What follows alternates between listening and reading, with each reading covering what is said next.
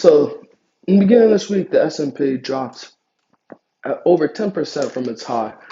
And that means it officially entered correction territory, really. The NASDAQ, it's been officially in correction territory. It's close to 20% now. That's mainly because the corrections have been happening in tech stocks because they went up a whole lot recently. But now I think it's safe to say that we're in a bear market. If you're a long-term investor, you knew this day would come. If you're a short-term investor, you're probably skitzing right now and wondering what the hell to do. One of the main things you should do in the bear market is stick to your strategy.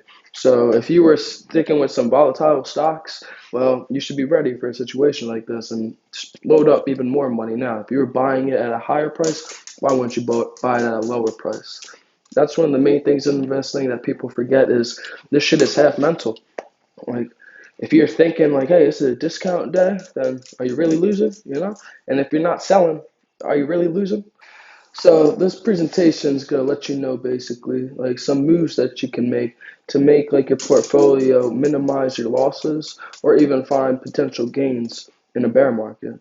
Because like Jim Cramer always says, there's always a bull market somewhere. So fix that. So this is how you can make money in a bear market. It ain't always sunshine.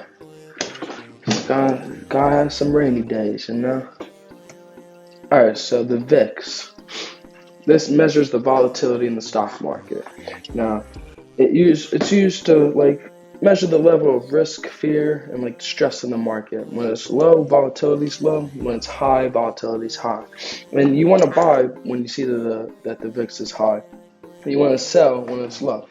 And high is like 30, and even when it reaches its peak, it's usually around 80. But once it hits like 30, it's like you're starting to see people are fearing shit. So whenever shit's going down and moving a lot, you're gonna see the VIX moving a lot. Now, when it's a bear market, you're gonna want less volatile stocks. Now, I got three like main portfolios. I got blue chips, then like growth stocks, and then dividend stocks. The dividend stocks are the less volatile stocks, and in times like this, you're not gonna see as much of a loss basically, but you don't really see as much of a gain once you got a whole lot of money in it and you're getting a lot of dividends. But you want some low beta stocks. You want to stay away from speculations, from IPOs and SPACs. Like I said, you want dividend stocks. You want large market cap stocks too, mainly the companies with the big those cash cows. But just if you want to keep it safe, just stay in like the indexes, ETFs, mutual funds. It'll do everything for you, and it's just a lot simpler. And then gold. That's like a really safe bet. It's been around for thousands and thousands of years, and it will always be a good investment. It's not as volatile as stocks, really. This little chart shows like basically like the volatility of S&P 500, gold, and Bitcoin. And Bitcoin, that shit always moving. But hey, if you're investing in that, you should be ready for that. It's expected, really. Now puts. This is basically betting that stock's gonna go down. It's like a little insurance on your stocks, really. It gives holders the right to sell an asset at a certain amount and a specified price within a certain time frame too. Like your bet is going down to a certain price within a certain amount of time too. So it is a little bit risky, and you could lose your money doing this, but you can also make some big bucks doing this shit too. So if you're looking to do puts and shit, you want to find more volatile stocks too. It just makes it a lot easier. A really volatile ETF would be the ARK innovation. It went up a whole lot during COVID, and now it's going right back down. They even created like a short ETF, like that's shorting the ARK, and it just has an inverse relationship with the ETF. So whatever it does the exact opposite. And now would be a good time to invest in this. It's already up over like 50% since it came out. So, but I think it can go down a little more since the Fed's going to start talking in a couple weeks.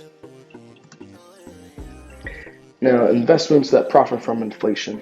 You want to look at banks, retail, energy, tips. That's the type of bond, and commodities. Now, These are the main ones in each category. You got the consumer financials, energy, and marketplaces.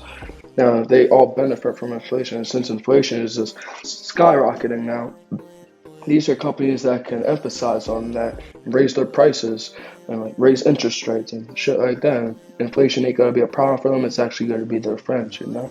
So you gotta find things that strive in the bad times. Don't just settle for things that are doing all right, you know. Like I said, this shit is half mental. You gotta stick with your strategy. No matter if you chose a bad strategy, you gotta have some balls. You know, this little dude gotta have some balls and stick with it.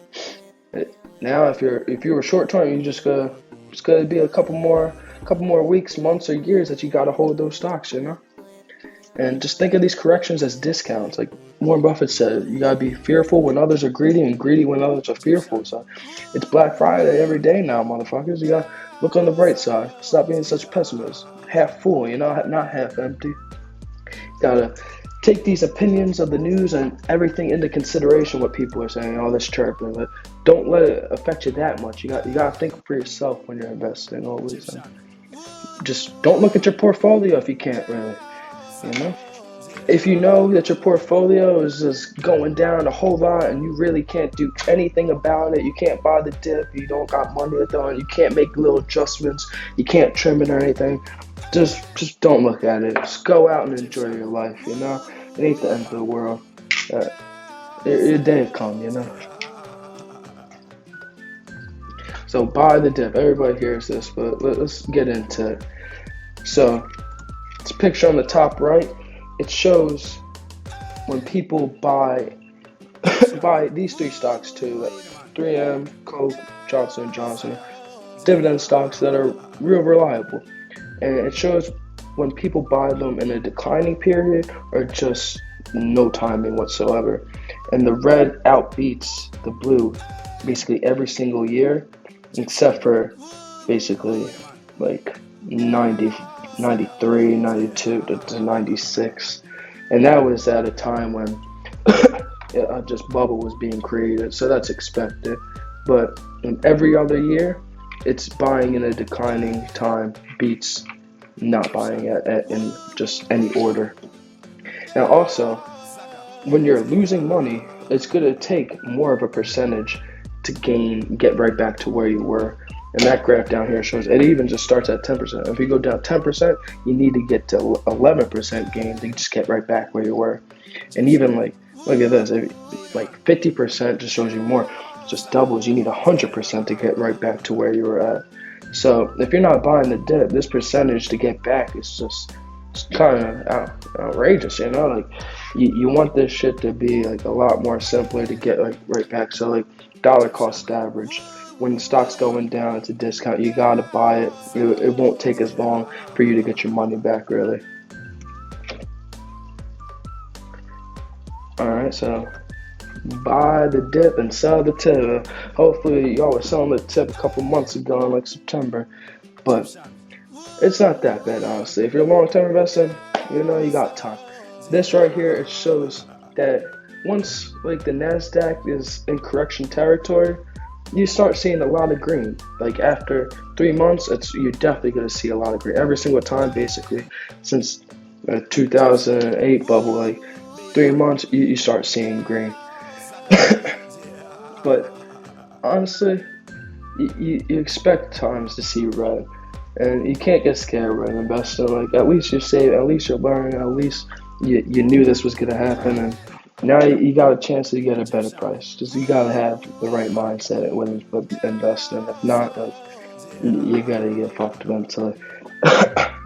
But look at this too. Like it also says when people invest, when the S&P goes down 10%, it always outperforms the market, especially like if it doesn't buy like the dip.